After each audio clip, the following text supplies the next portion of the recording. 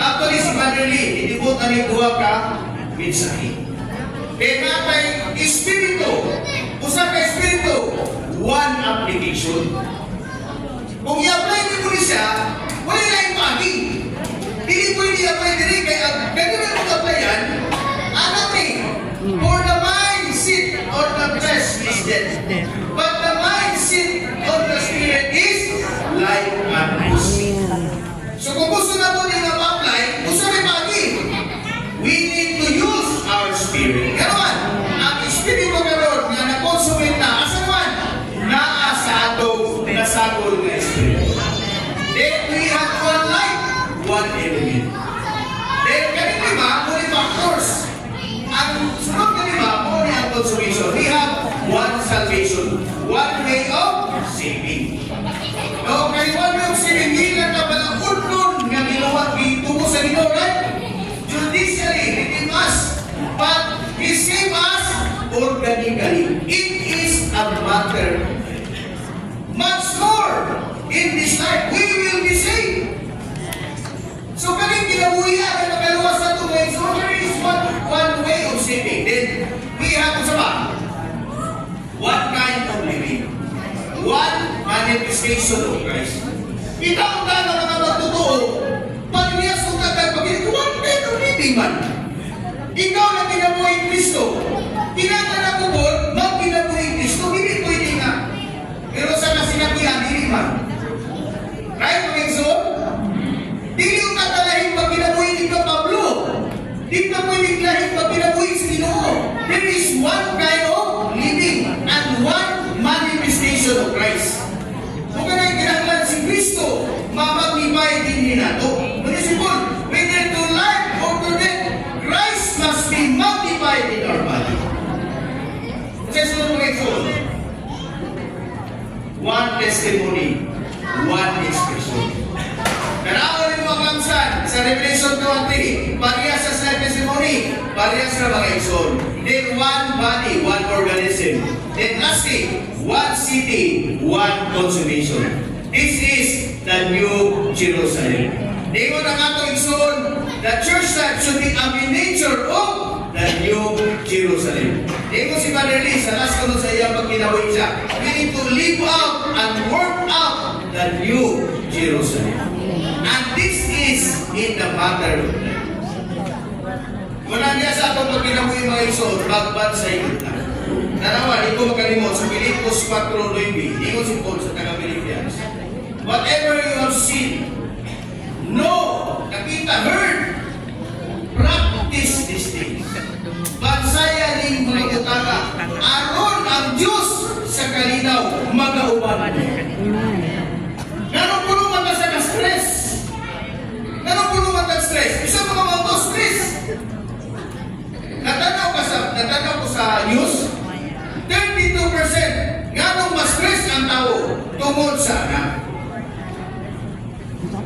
Kwarta. Stress. Ganong stress man. Tungod kani atong mga butang, nga nagtuog, iabot na ta, yung pagani, iabot na sa 400-300 years ago. Na-recover na ang mga habog ng kamaturan. Na-sugod na, na-recover. Pero ang pag-practice na ito, yes, kinabuhi, hinay ka. So, na ito, ang church life is a matter of life. Nihilig man sa lipo pwede, itanong niyo mo karon dahil ugma, ang nakalisod pa may sukul, o paitan ka lipon, I make you well. Yun niya, 40 years nakasa iglesia. Oh, Lord Jesus. I make you well. Ang alam yung tawag yung sumis na itong anak. High school na, hindi pa man yung gaolo, sulit po. Ining istorya, makadawa kagad, sa gilid siya may ikaw, parahin din ka. Ako iigo din. Amin mga Exon. So, niliting matabang ko istorya. Una nila itong buhaton mga Exon, mga muyot na sa inyo. We need to pray before the Lord. Lord Jesus, Ginoo, dat ako sa kasinatian na ako. Diba katong morning revival is to experience, to enjoy, and to express Christ. Kaya hindi na ko ni masinabihan karon mga Exon. There is Di ba? Nasa'yo na matana? Kung hindi na ito na masinabihan karon, ay hard to yung mas hard. Namingo ka, daghan na kayo pagsulay. Daghan na kayo mga pangitabo sa luwa. Ang isur, mga isur, daghan na mga pagsulay. Daghan na mga pangitabo. Pero wala kita makaanggo. Kaya pinahangyan ka ng Kristo o mabuhi ka ng Kristo. Di sa nagka-kuan-kuan. Salamat lang kayo sa Kristo. Hindi na kayo dito sa hapon. Ang nagkagdaga na ito. Na ako ang sulayan na Ginoo. Diri sa ako. Ako sabi atong harap sa Ginoo. Kaya ko masalamat na kayo na kayo. Ako ang tayo utang. Last week ako ang mga eksol. Kaya Porcelanos Day. Na-import like niya. Katong sa Cebu na naitabo, 400 years, wala ginto. 400 years. And suddenly, hiniot siya. Earthquake na kayo patay. Hindi ka katupiansaan. Ang mga palindag, hiniot siya. Masalamat na kayo, walang nagasatas, Ginoo kay. Ang mga palindag, hindi habuga. Amen. Kaya typhoon, pag-ito sa hangin, kaya typhoon, hangin man na. Pag-ito niya sa misto, ituklod siya sa lahat lugar kay Juan man. Umikas mga tanong. Mga tanong. Gariba. Baka ito pa ba gihapon ka ata sa Ginoo? Lord Jesus, thank you! Amen, Lord. Thank you, Lord. Naon sa mali, Lord. Kaya tag sila raw ta, dili raw kami. My soul, everything in uncertain na ikaw ano ng Ginoo. Usa kay certain mga soul, maura ang gusto niya kinabuhi ka ito Ginoo. Muna ka naman daw, ang iyong pajudo, sa mga soul, sa mga nag-speak, itang tanan, inaglan mo sinabi.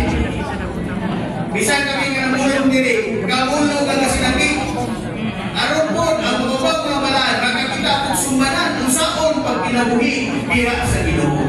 Kung ba niya itong iulan karon, kung niya gusto na ito makita, kanay pag-exud sa itong taniwala, pinuray ka ng pinabuhi, na hingong mga sumbanan, diya sa ikasyahanon ng pinabuhi. Aron papalupa, no, kay kanitanan, critical ones, para siya matukol ang lawas sa Ginoo. Amen mga Exod? Hopefully, nagaan ito pagdagat ang pinabuhi. Lastly, walang sabi ko mga Exod na nata, we need to exercise. Sa Lord's Table, unang araw sa simana, we need to be very exercise. Mga kung inigla ng mga Exod, gusto kayo na mag-propisay, pero dili nakadaig before sa propisay. Ito, tinuod yun. Kasi Mamaya hindi magkampo. magkakalaw, pinsay mo una. Tanaw sa mga adyano, nag-exercise pa wala. Tanaw sa mga insurong nag-uusap. Galili mo tanang ngayon, diyan ang tiguma. Kaya di ko man sa Ginoo. Una ang Ginoo na sa itong Espiritu. We need to be very exercised in our spirit. Muna kung exercise kayo na mga exor, nadasin na, nag-aampo na, pag-abot sa propisaying, mababing higo ang kinabuhi. Pero isang-usang para itong karawanan din kung wala ka makasinabi sa kinabuhi, mababing na sa mga exor. Isa mabuta sa itong tingog, garay-garay, nahinay, murang galing-kuhan na dili na matama. Amin mga exor, murang galing-kuhan ka, natulog tata sa kasinatihan. Amen. Kasi wala pa po sa kampo, nga Ginoo, dadagos ka sinatihan. Ang inyo na siguro siya po, Ginoo, kita o gagawa. Ginoo, wala kita kampo, nga Ginoo, dadago sa kasinatihan. Abalo mga Ginoo, kagulat ra siya sa atong usawan. Atong konsen.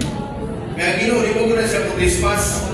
Pag-ili, hindi kita mo concentrate, munang adlaw-adlaw atong ihalan ang atong ibong pagkatao niya sa atong maabot ang panahon mga Exod. Really, ang Ginoo ma-express din nato corporately.